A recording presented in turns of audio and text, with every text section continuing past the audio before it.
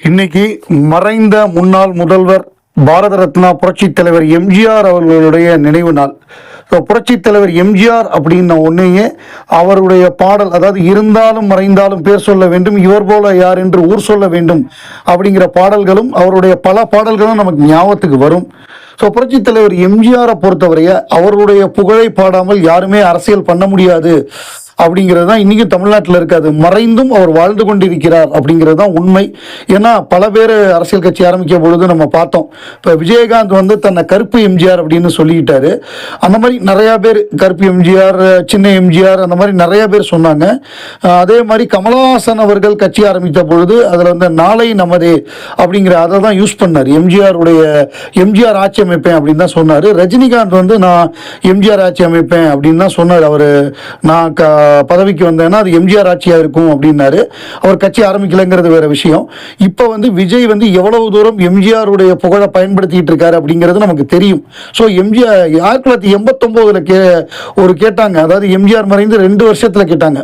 87 December 24 1987 நான் 5:15 நியூஸில் காலையில் ரேடியோ நியூஸில் கேட்டு தான் தமிழக முதல்வர் எம்ஜி ராமச்சந்திரன் காலமானாருங்கிற நியூஸ், டெல்லி நியூஸ் அது, அதில் கேட்டு தான் தெரிஞ்சுக்கிட்டேன். ஸோ இப்போ 87ன்னா 89 ஒரு கருத்து கணிப்பு மாதிரி நடத்தினாங்க. எம்ஜிஆருடைய புகழ் 2000வது வருஷம் வரை இருக்கும் அப்படின்னு சொன்னாங்க. இன்னைக்கு 2025-26 வரப்போகுது. இன்னைக்கும் எம்ஜிஆரை மிக முக்கியமாக சொல்லி தான் விஜய் எலெக்ஷன் கேம்பெயினே பண்ணுறாரு, தன்னுடைய பொதுக்கூட்டங்கள் எல்லாம். ஸோ இன்னும் 100 ஆண்டு ஆனாலும் எம்ஜிஆருடைய புகழ் நிலைத்து நிற்கும் அப்படிங்கிறது தான் இதுலேருந்து நமக்கு தெரிய வருது.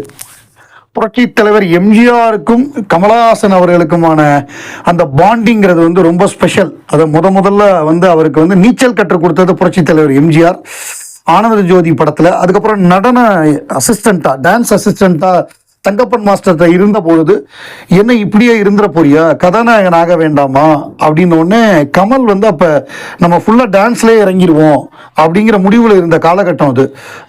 இல்லை நீ கதாநாயகன் ஆகணும், அதுக்கு நீ உடம்பை பார்த்துக்கணும், எக்ஸசைஸ் பண்ணணும்னு சொல்லி அவரை எக்ஸசைஸ் பண்ண சொல்லி அந்த மாதிரி இது பண்ணி, அதுக்கப்புறம் படங்கள் எடுத்த பொழுது ரிஸ்கெல்லாம் எடுத்த பொழுது திட்டி, இப்படிலாம் ரிஸ்க் எடுக்கக்கூடாது, சண்டை காட்சின்னா அதுக்கு டூப் போடுறவங்கள டூப் போட வையின்னு திட்டி, அந்த மாதிரி அதை ஒவ்வொரு வளர்ச்சியிலையும் கமலுடைய 100வது படத்தில் விழாலையும் கமல் மிகப்பெரிய ஆளாக வருவார்னு அவரை 83 கட்சிக்கு கூப்பிட்டதும், இந்த மாதிரி நிறைய நிகழ்வுகள் இருக்கு. புரட்சி தலைவருக்கும் கமலுக்குமான நெருக்கமான அந்த பாண்டிங் அப்படிங்கிறது.